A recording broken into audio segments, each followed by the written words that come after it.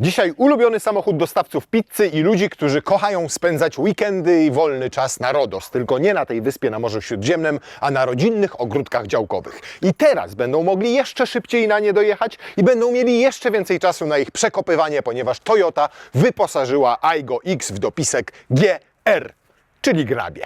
Zanim jednak wyjedziemy Aygo z garażu, to ogłaszamy koniec zimy.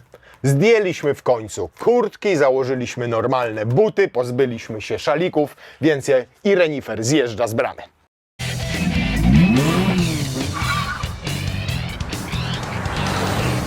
Produkt japońsko-czesko-polski. Japoński, no bo wozi na masce znaczek Toyoty. Czeski, ponieważ powstaje w czeskim Kolinie.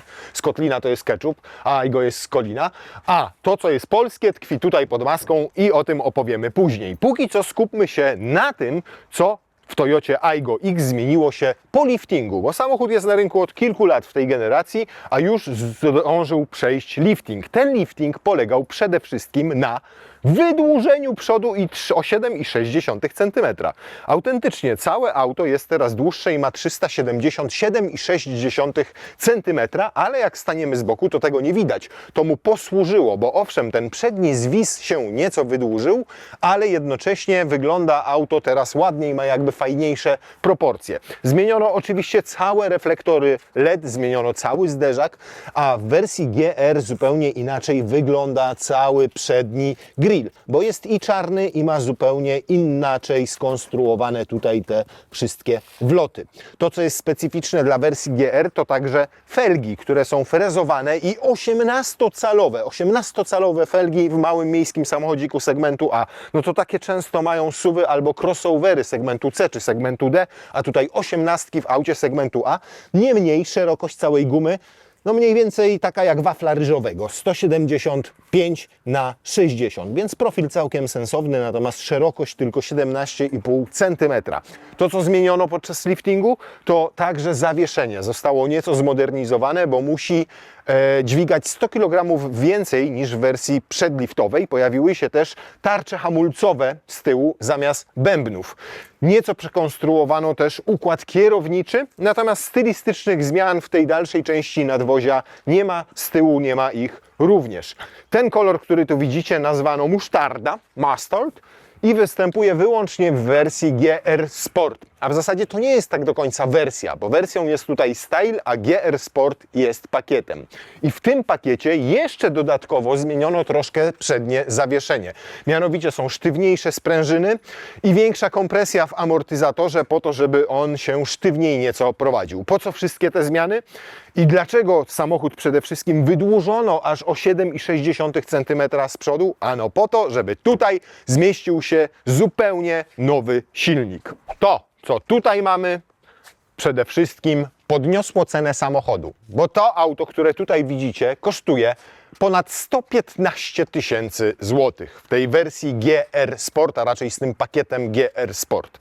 Ale gdybyście chcieli sobie kupić tańsze Aygo, Zapraszamy Was na findcar.pl, platformę, na której znajdziecie sprawdzone auta nowe i używane wyłącznie od autoryzowanych dealerów. u nas na platformie Findcar znajdziecie już ten najnowszy model poliftingowy już od około 90 000 złotych w bardzo dobrze wyposażonej wersji Style. A gdybyście chcieli używane Aygo, to takich mamy u nas ponad 60. Znaczy nie my mamy, tylko mają dealerzy. I możecie do nich pisać, przede wszystkim wysyłać wiadomości prosto z naszej platformy, jak znajdziecie sobie wymarzone Aygo albo jakikolwiek inny model innej marki.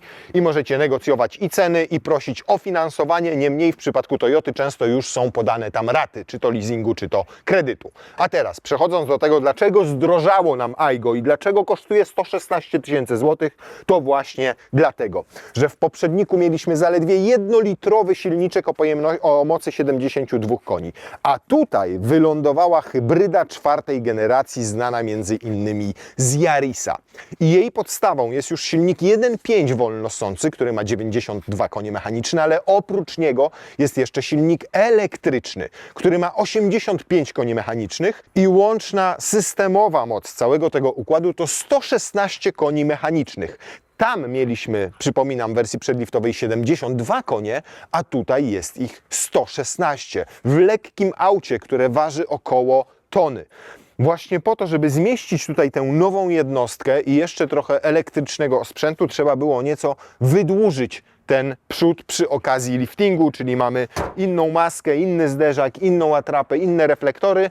Estetycznie pomogło to auto i jednocześnie je wzmocniło. Akumulator wylądował pod tylną kanapą, ale po raz pierwszy w Toyocie został umieszczony poprzecznie, czyli żeby nie ograniczyć miejsca w tak małym samochodzie pasażerom tylnej kanapy, to on jest w ten sposób umieszczony, a nie w ten sposób jak w innych hybrydach Toyoty. Ma 760 Wh pojemności. Wpływ na przyspieszenie do setki? 9,2 sekundy ten but robi od 0 do setki. To jakby chomikowi ktoś podwójne espresso podał i wejdzie do kołowrotka i jak zacznie zapierdzielać, to dokładnie tak powinno jeździć nowe Aygo.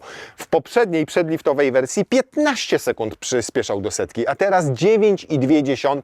Jeżeli to nam się potwierdzi na naszych urządzeniach pomiarowych, to w tym segmencie będzie to rekord. Natomiast jest to na pewno w tym segmencie, czyli w segmencie A, pierwsza w ogóle pełna hybryda i po drugie jest to na europejskim rynku auto z najmniejszą emisją CO2, jeżeli weźmiemy pod uwagę samochody bez wtyczki, czyli nie uwzględniamy tym elektryków i pluginów, tylko samochody spalinowe i hybrydowe, ale bez możliwości ładowania. Emisja tego dwutlenku węgla to tylko 85 gramów na kilometr. Cały ten układ napędowy, czyli zarówno silnik spalinowy, jak i przekładnia hybrydowa, jak i silnik elektryczny powstają w Wielczu Laskowicach w fabryce Toyoty, tamtejszej. To, co się nie zmieniło, to nie zmienił się bagażnik, który jest po prostu mikro. Tutaj niestety dodatkowo w naszej wersji jeszcze pojemność tego bagażnika ogranicza zestaw audio, kosztujący dodatkowo 3000 zł, bo zamiast 12 browarów, czyli 2 sześciopaków, wylądował tutaj taki wielki subwoofer, ale gdybyście chcieli na siłę powiększyć ten bagażnik, to ten subwoofer można odkręcić, wymontowujecie to już odkręciliśmy. Teraz tylko wystarczy wypiąć kostkę. O kurna, wystarczy to. O, proszę bardzo. Tu jest taki klips, który trzeba wyciągnąć. Ale pewnie to zrobimy. O, tu. Odwracacie to. O, widzicie, tu jest ten klips nieszczęsny. Tu musicie wziąć kombinereczki, ścisnąć to, o, żeby tylko wyskoczyło. O, i żeby nie połamać. Proszę, nie połamaliśmy. Wyjmujecie subwoofer. On sobie zostaje w domu. Teraz jeszcze tylko wymontowujecie to. To jest ładnie zamocowane na rzepach, a nie na zatrzaskach. Wkładacie z powrotem podłogę. I w ten sposób uzyskujecie dodatkową przestrzeń na worki z ziemią, z korą do podsypywania swoich roślinek, ewentualnie ze żwirkiem, a jak chcecie przewieźć coś jeszcze większego, na przykład taczki kupiliście sobie nowe na swój Rodos. No to jak kupiliście sobie taczki, to proszę.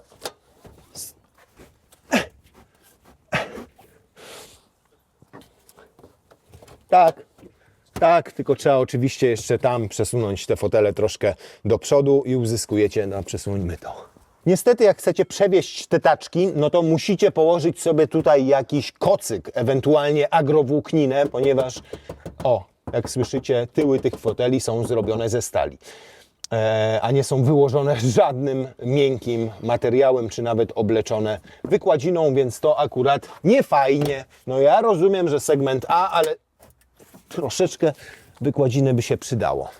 No dobrze, wracamy do pierwotnej pozycji z oparciami. Poza tym nie ma tutaj nic. No o, przepraszam, są 2 haczyki do powieszenia sobie reklamówek z browarami, jak zamierzacie nieco dłużej zostać na działce, a nie tylko jeden dzień. I tutaj jeszcze jest światełko do oświetlania i to już absolutnie wszystko. Jakby co, to subwoofer będzie na OLX-ie, wypatrujcie. Proszę bardzo. I wtedy wielka waliza tutaj nam wchodzi, jak mamy to wszystko wymontowane stąd.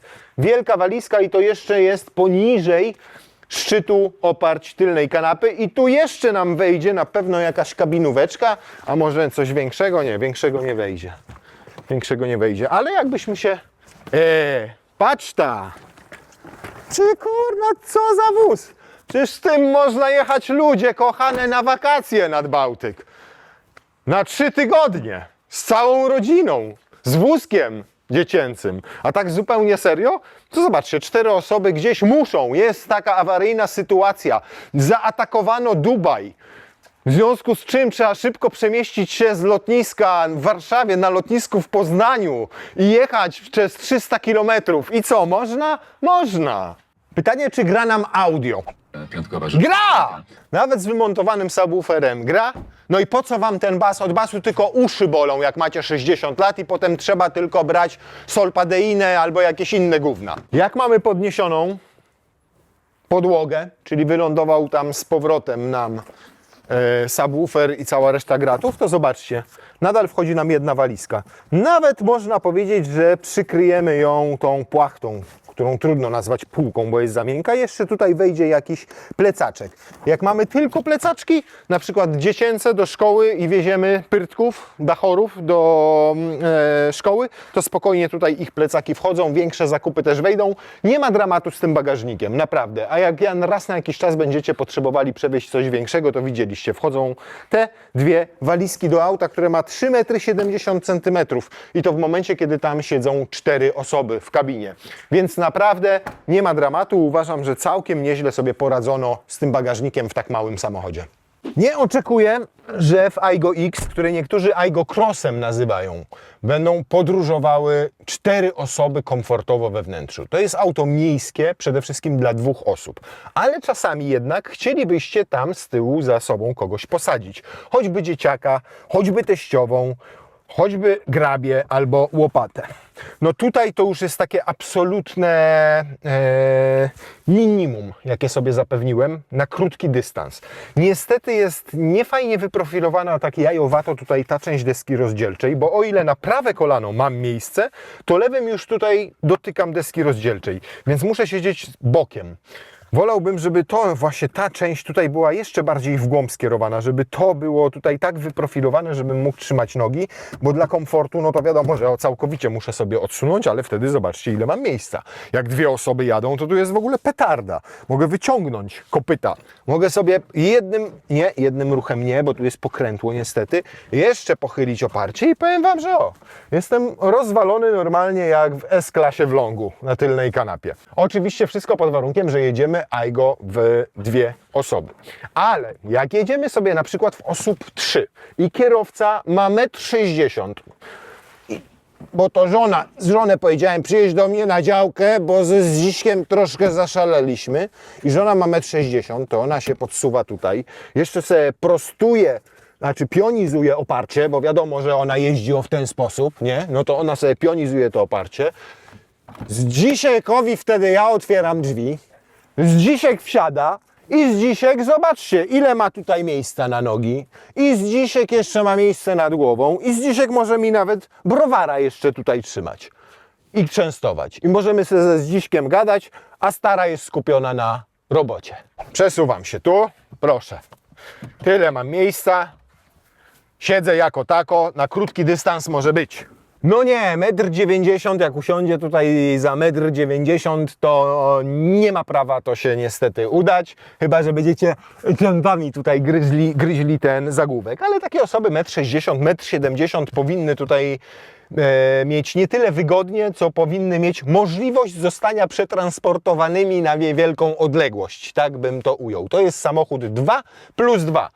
Tam siedzą 2 osoby na co dzień, te 2 miejsca są awaryjne. I 2, a nie 3, bo Aygo X jest 4-osobowe. I tak jest rejestrowane i nawet nie ma tutaj 5. pasa bezpieczeństwa i nawet widzicie, że oparcia są idealnie w połowie tutaj przerwane, więc można ewentualnie też przewieźć 3 osoby i trochę więcej bagażu. Zresztą naprawdę z bagażnika, jak chcecie coś wyjąć, to zobaczcie, jakie to jest proste. W ogóle mistrzostwo świata, jeżeli chodzi o praktyczność rozwiązań. Zdzichu, podaj browara z bagażnika. Zdzichu, cyk, cyk, ma już browar wyjęty. Ewentualnie korę drzewną oczywiście. Jakość! No jakość. Co by tu o niej powiedzieć? Żeby to nie zabrzmiało. No, to wam pokażę. Okno jak się fajnie otwiera. Zobaczcie, to nadaje dodatkowej aerodynamiki autu bocznej.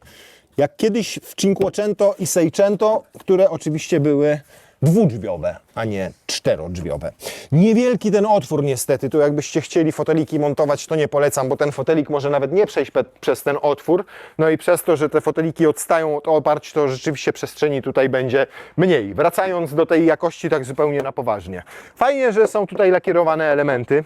Tutaj plastik w tym segmencie, no oczywiście, że będzie, tutaj nie ma grama nawet miękkiego materiału, no ale to, że nie ma go nawet w tym miejscu, na podłokietniku tutaj, to już zakrawa na przestępstwo. Na to powinien być jakiś paragraf, bo naprawdę można było wygospodarować tutaj ten kawałek materiału, żebym ja mógł trzymać sobie łokieć wygodnie, a nie żebym opierał to o to twarde gówno.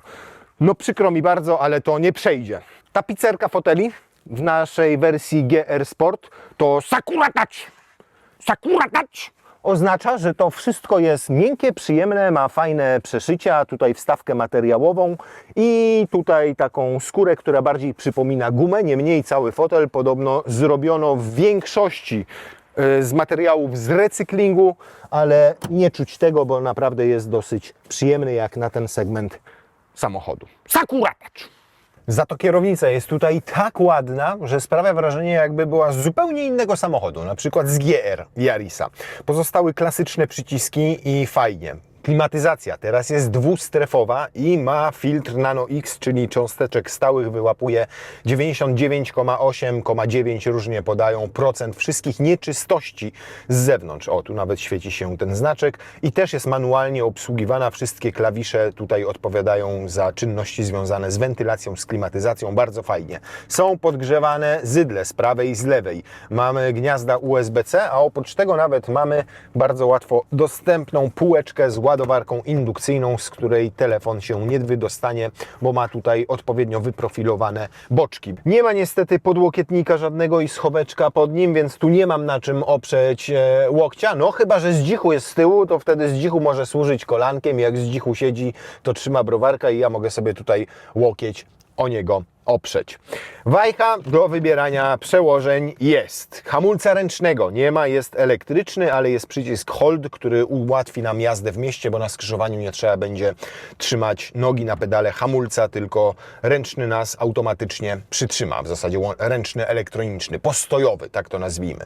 Duże multimedia, które sprawnie i szybko działają. Ekran ma ponad 10 cali w bogatszych wersjach, w uboższych jest 9-calowy, ale i tak to wystarczy. Jest tutaj wszystko, co potrzeba. Jest Apple CarPlay, Android Auto i to bezprzewodowe. Łatwo wszystko sobie tutaj ustawić. Zupełnie nowe, cyfrowe zegary, które wyglądają fajnie, estetycznie, mają wszystkie potrzebne informacje wyświetlane tam, gdzie to mieć miejsce powinno. Czy się zmieniają, kiedy sobie tutaj klikam? Nie, nie zmieniają się, ale można sobie przyciskami ustawiać tutaj różne parametry, czyli czy chcemy, żeby wyświetlał nam średnie zużycie paliwa, czy jakieś inne dane. Oprócz tego, no Toyota mówi, że poprawiła te materiały. Niemniej naprawdę to wszystko wygląda tak, jakby w surowce do zrobienia wnętrza zaopatrywała się w polskich butelkomatach. No nie ma tutaj grama miękkiego materiału, poza tą bardzo ładną kierownicą z perforacją, ale to nie jest prawdziwa skóra, tylko syntetyczna, sztuczna. No i poza fotelami, które są naprawdę przyjemne, mają zintegrowane zagłówki, ale pozycja w nich jest bardzo dobra. Brakować może niektórym wzdłużnej regulacji kierownicy, ale być może jest to zabezpieczenie po prostu przede mną. Tutaj fotel, regulacja jest ok, nawet mogę na wysokość sobie regulować. Podobnie regulację wysokości, co nie jest częste w tym segmencie, ma fotel pasażera. No dobra, nie ma co dywagować, trzeba ruszać. Jest czujnik deszczu, ale lusterko nie ma funkcji automatycznego ściemniania. Za to jest dostęp bezkluczykowy i parę innych udogodnień, które mają czynić jazdę po mieście bardziej komfortową. A może nie tylko po mieście, pojedziemy Aygo również na ekspresówkę i zobaczymy, jak się prowadzi, czy jest głośno, czy jest cicho i jak sobie radzi przede wszystkim z tym nowym napędem. Pierwsze wrażenie, jak ruszajcie Aygo X nowym z miejsca, jest takie, że jest zaskakująco zrywny od startu. I to jeszcze zanim włączy mu się silnik spalinowy, bo ten silnik elektryczny ma tutaj 80 koni i ponad 140 Nm. Jak ja na tak małe i lekkie auto, to naprawdę sporo. Więc nie ma tutaj żadnej zwłoki w przyspieszaniu. Kładziecie tylko nogę na gazie i on po prostu przyjemnie odjeżdża. I to niezależnie od tego, czy jesteście w trybie Eco, w normalnym czy w Power, bo tutaj też jest taki tryb, on wymusza częściej pracę silnika spalinowego i lepiej oddaje moc systemową całego tego układu. Natomiast większość czasu po mieście zdecydowaną przejeżdżacie i tak na elektryce, bo jest ona na tyle mocna, a ten akumulator, który ma 760 Wh na tyle wystarczający, że spokojnie w korku potraficie rozpędzić się do 40-50 na godzinę, może w większym ruchu, nie w korku. W korku on w ogóle tu nie włączy silnika spalinowego.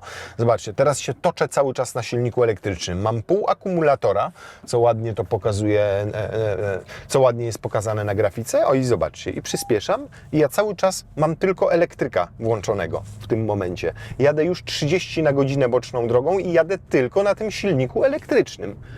O, teraz dopiero włączył mi spalinowy silnik, ale to raczej dlatego, że spadło nam poziom akumulatora tak do 1/3 i potrzebuję go sobie doładować, bo on nigdy nie działa w zakresie 0-100%. To, co przede wszystkim zmieniono w Aygo, a jeszcze udoskonalono w wersji tej GR Sport, to jest zawieszenie. Bo ten GR Sport dostał zdecydowanie sztywniejsze sprężyny, dostał trochę inne amortyzatory i jest to czuć na przykład na takiej drodze. On jest dosyć sztywniutki, nie jest oczywiście super sztywny. Na szczęście opona na tej 18-calowej feldze jest dosyć gruba, więc nic tutaj nie dobija. Jednocześnie zwracam Wam uwagę, że choć wnętrze jest plastikowe, to jest zarąbiście ze sobą to wszystko poskręcane, bo droga jest naprawdę fatalna, a tutaj nic nie hałasuje poza jakimiś oprzyrządowaniami w kamerach silnego tego stawu, tutaj jakieś rozpórki, 18 różnych kamer światełka i to one trzeszczą, a nie trzeszczy wnętrze Aygo. Przeprogramowano tutaj też nieco elektryczne wspomaganie kierownicy i ona stawia taki przyjemny opór, nie pracuje z taką super lekkością, stawia przyjemny opór, bardzo precyzyjnie reaguje, nie ma żadnego opóźnienia, przy cofaniu tej kierownicy nie następuje, co często ma miejsce w elektrycznych układach wspomagania, taki dziwny opór. Generalnie powiem Wam, jeżdżę trzeci dzień tym samochodem i to jest niesamowite, jak on kocha zakręty, jak on kocha skręcać, jak on kocha dynamiczną jazdę w łukach. Po prostu się zajebiście prowadzi. I to jest naprawdę największy szok dla mnie w przypadku tego samochodu. No bo mówimy o aucie, którym przywożą Wam pizzę, jak zamówicie ją sobie przez telefon. I o ile ci dostawcy w tej wersji 1.0 72 konie raczej nie mogą się za bardzo pobawić i sobie poszaleć, to wierzę, że jakby dostali takie Aygo z dopiskiem GR Sport, to naprawdę dojeżdżałaby ta pizza do Was jeszcze 3 razy szybciej. Oczywiście tak sobie żartuję o tych, którzy lubią wypoczywać na RODOS, czy o tym, że to jest samochód dla tych, którzy dostarczają pizzę, bo tak naprawdę to jest samochód dla tych, którzy jeżdżą głównie po mieście, chcą mieć komfortowy, sprawny środek transportu, ekonomiczny przy tym, dobrze wyposażony, ale nie chcą większego samochodu, bo się boją parkowania, bo mieszkają w śródmieściu, gdzie jest ciasno, a nie mają własnego miejsca parkingowego w garażu, którym zależy na tym, żeby zaparkować z zamkniętymi oczami pod marketem, którzy nie mają trojga dzieci i nie wożą ich co chwilę na jakieś zajęcia sportowe, na to, na tamto, kajaków nie muszą transportować samochodem na dodatkowe zajęcia, gdzie dzieciaki chcą powiosłować, tylko po prostu potrzebują takiego wózka na zakupy, fajnego, ale ładnie wyglądającego, dobrze wyposażonego, sprawdzonego, bezawaryjnego, ale też nie elektryka, bo nie mają go gdzie ładować, a chcą mało palić. I zobaczcie, teraz przejechaliśmy parę kilometrów, średnie spalanie to 3,4 litra. 3,5 litra paliwa i dokładnie tyle ten samochód będzie Wam palił w mieście. 3,5 litra paliwa, coś nieprawdopodobnego. Wiadomo, że jak pojedziecie gdzieś dalej albo musicie dojeżdżać do miasta, no to zużycie pewnie będzie większe, bo będziecie jechali choćby 120 ekspresówką. Pytanie, czy się da tym samochodem. O, nawet spadło nam do 3,3, a dojadę do skrzyżowania, znowu będę miał hamowanie, znowu będę miał odzysk energii, więc znowu doładuje mi się akumulator, a zużycie paliwa spadnie. I naprawdę te hybrydy, to jest 4. generacji, a nie 5. generacji, już Toyota dopracowała do tego stopnia, że palą tyle co nic. Kupujecie takie Aygo i przejeżdżacie na jednym niewielkim zbiorniczku paliwa 1000 km po mieście. No to co, wy zatankujecie raz na miesiąc czy raz na 2 miesiące? Ile jak przejeżdżacie 30 km dziennie średnio, razy 30 dni, no to daje wam 1000 km, jedno tankowanie za niecałe 200 zł. Inna siła tłumienia w amortyzatorach, sztywniejsze sprężyny, inaczej zaprogramowane elektryczne wspomaganie kierownicy, to jedno. Ale druga rzecz jeszcze jest taka, która jest właśnie wyczuwalna głównie w tych zakrętach czy przy dynamicznej jeździe, to jest to, że jest tutaj stosunkowo nisko środek ciężkości, bo sam układ hybrydowy jest oczywiście silnik spalinowy z elektrycznym tam, ale akumulator jest z tyłu i akumulator ten 12V jest w bagażniku i one są nisko. Przez to obniżył się ten środek ciężkości, a całe auto zostało też lepiej wyważone. Czyli nie jest już tak, że większość całej masy mamy na przodzie. Tam mamy koła daleko przesunięte do tyłu, tam są te dwa akumulatory i wyważenie też zdecydowanie się poprawiło. I mówię, efekt tych wszystkich zmian tutaj, pomijając sam układ napędowy, jest taki, że on fantastycznie jeździ i skręca. Szerokość opon, tak jak powiedziałem, to jest wafel ryżowy, ale to auto nie potrzebuje szerszych gum, biorąc pod uwagę jego gabaryty, jego masę. Tutaj w zupełności te 175 z przodu nam wystarczają, a przez to naprawdę to prowadzenie też wydaje się, że jest po prostu przyjemniejsze. Ciekawą koncepcją są też tutaj przednie nadkola, które zaprojektowano trochę inaczej niż w zwykłych samochodach. Są specjalnie wyprofilowane po to, żeby te stosunkowo duże 18-calowe koła, a w zasadzie same koła mają jeszcze więcej cali, 18-calowe felgi z tymi oponami na nie nałożonymi, żeby jak najbardziej mogły się wychylić prostopadle w stosunku do nadwozia. To zaowocowało promieniem skrętu zaledwie 4,7 metra. Czyli średnica zawracania, tylko zaznaczam, że pomiędzy krawężnikami to tylko 9,4 metra, przy czym między ścianami będzie na pewno większa niż w poprzedniku. O, patrzcie, zobaczcie, jak on kurna lubi w zakręty. Normalnie wchodzi w ten zakręt i jeszcze jak odejmiecie mu trochę gazu, to potrafi lekko dupką zarzucić. No kurde, zajebiste uczucie. Naprawdę strasznie cieszy to auto podczas jazdy. O multimediach już Wam opowiadałem, natomiast mają jedną fajną, cenną cechę. Bardzo łatwo jest wyłączyć dźwięk przekraczania prędkości. One są tutaj tak czujne, te wszystkie systemy, że jest 50 ograniczenie, wy jedziecie 51, na GPS-ie to jest 48 na przykład, czy 49, a on już Wam włącza te pi. Więc mówię, tutaj można to cyk, paluszkiem tylko z głównego ekranu raz, dwa zrobić. Ale jest jedna fajna rzecz, mianowicie ten licznik w nim wcale tak bardzo nie przekłamuje. Powiem więcej, jestem zaskoczony, jak bardzo dokładne dane podaje, bo niezależnie od wzrostu prędkości, to jest w zasadzie 1:1 z tym, co pokazuje GPS. I za chwilę zobaczycie. Zobaczcie, tu mam 70, a tu mam 69. I przy wyższych prędkościach jest dokładnie tak samo. Przekłamanie to jest zaledwie o 1-2 km, czyli on jest bardzo, bardzo dokładny, ten licznik. Tutaj on mierzy prędkość z kół, tutaj mamy pomiar GPS-owy, ale zdarza się, że w samochodach te wahania to jest 5, 6, 7 km. Im bardziej rośnie prędkość, tym to przekłamanie jest większe, a tutaj jest cały czas takie samo. To tylko kilometr, 2 km na godzinę zawyża ten. I dobrze zawyża, gorzej by było, jakby zaniżał. A są takie samochody, co zaniżają. Ostatnio takim jeździłem i tutaj miałem 100, a jechałem 102 według GPS-u. I to już wtedy jest problem. Co więcej, powiem Wam, że mam takie wrażenie, subiektywne być może, ale mam, że ten układ hybrydowy hałasuje tutaj mniej niż w większych Toyotach i droższych. Zobaczcie. On jest naprawdę nieźle wyciszony i rzeczywiście Toyota twierdzi, że w przypadku wersji poliftowej, czyli tego nowego modelu Aygo X, poprawiła wygłuszenie w desce rozdzielczej i poprawiła wygłuszenie w komorze silnika. I faktycznie tutaj nawet podczas mocnego wciśnięcia nogi i pedału gazu w podłogę nie ma takiego wycia, które rozdzierałoby Wam uszy. Oczywiście słychać, że to jest skrzynia bezstopniowa i że ten silnik tam jest, ale nie jest to uporczywe, natarczywe i męczące. Co więcej, tak jak powiedziałem wcześniej, ten silnik elektryczny jest tutaj na tyle mocny, I na tyle sprawny, że rzadko, naprawdę rzadko będziecie wciskali pedał gazu w podłogę. Tylko w trasie czasami, żeby wyprzedzić. W miejskiej jeździe będzie się to zdarzało niezwykle rzadko. Tak samo jak niezwykle rzadko będzie się to zdarzało na ekspresówkach czy na autostradach, gdzie częściej jedziecie ze stabilną prędkością, a nie musicie nagle dodać gazu i pałować tego samochodu. I zobaczcie, teraz mieliśmy takie mocniejsze przyspieszenia, większą prędkość i średnie spalanie podskoczyło do całych 3,8 litra.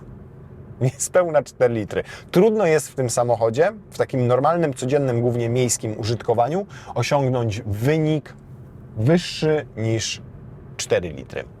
To prowadzenie fajne, o którym wspomniałem, tego samochodu, to jest też efekt tego, że on nie jest zaprojektowany na oddzielnej płycie podłogowej, tak jak często jest w segmencie A, czyli takiej najtańszej, najprostszej. To jest tak naprawdę ta sama platforma, na której zbudowano Yarisa i Yarisa Cross, czyli doroślejsze auta, tylko została trochę skrócona, ale na przykład rozstaw kół jest bardzo podobny, przez to ta stabilność prowadzenia jest zupełnie inna. 3,6 litra zakończyliśmy takim spalaniem ten odcinek od domu do ekspresówki, ale teraz zobaczymy, jak to będzie wyglądało na drodze ekspresowej. Patrzcie, jak on się napędza do 120. No poprzednika, żeby rozbujać do 120, to trzeba było ten czas mierzyć kalendarzem. A tutaj raz, dwa, trzy.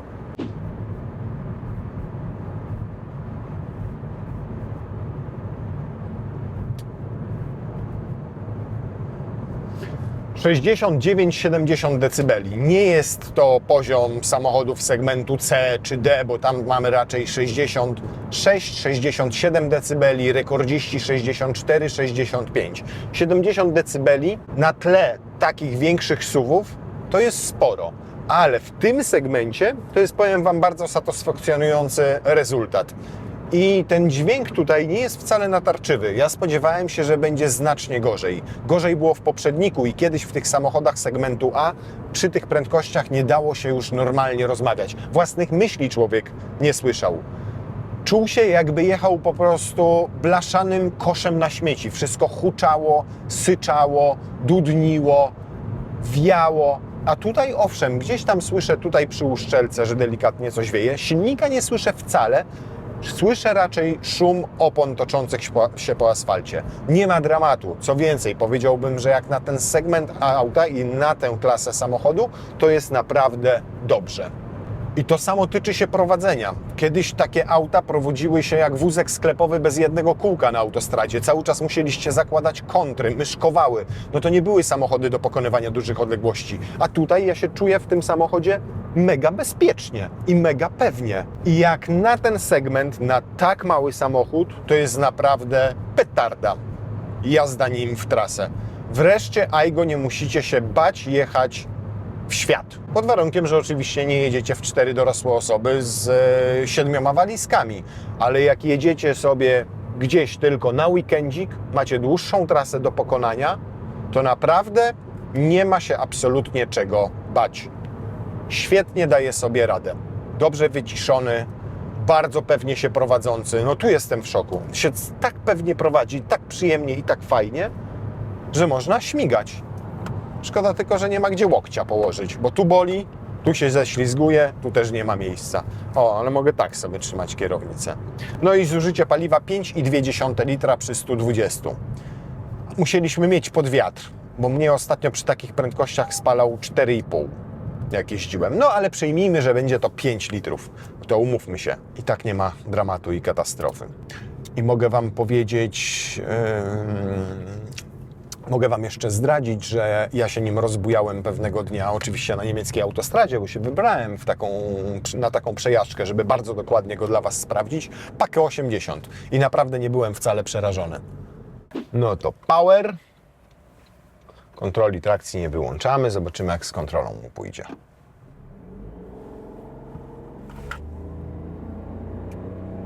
Nic nie zapiszczało. Liniowo i płynnie.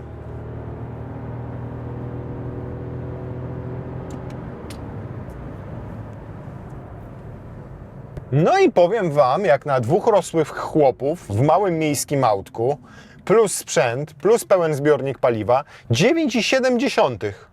To naprawdę bardzo dobry rezultat. Nice.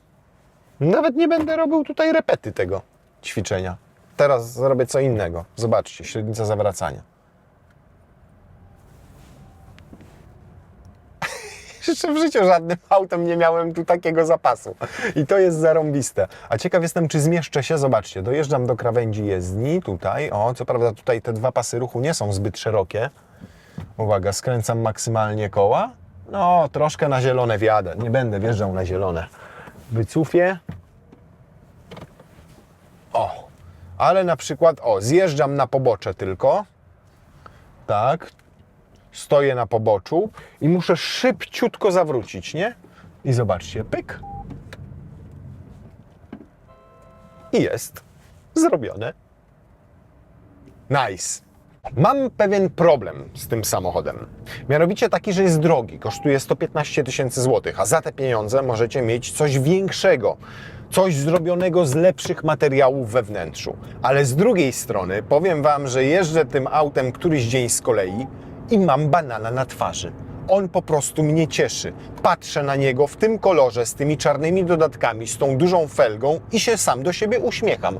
A jak zaczynam go prowadzić i zjadę sobie na boczną drogę i pojadę sobie zakrętami, to przysięgam Wam, że 400-konne auta nie dają tyle frajdy co on. To wynika z jego rozmiarów. To wynika z tego, że tutaj wszystko odbieracie bardziej wszystkimi zmysłami. Ponieważ więcej słyszycie, ponieważ więcej czujecie na kierownicy, ponieważ to auto nadal w dużej mierze jest mechaniczne.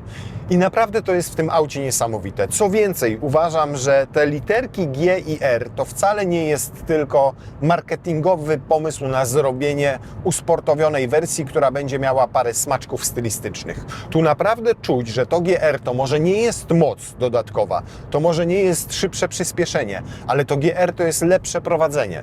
Że tutaj ktoś jednak przyłożył się do zrobienia fajnego układu kierowniczego i zawieszenia na tyle fajnego i na tyle sprężystego, że każdy skręt kołami kierownicy daje Wam radość. I za to naprawdę chapeau bas Toyota. Chciałbym tylko, żeby gdzieś tutaj było czasami więcej miękkiego materiału. No na Boga, to będzie kosztowało 5 euro.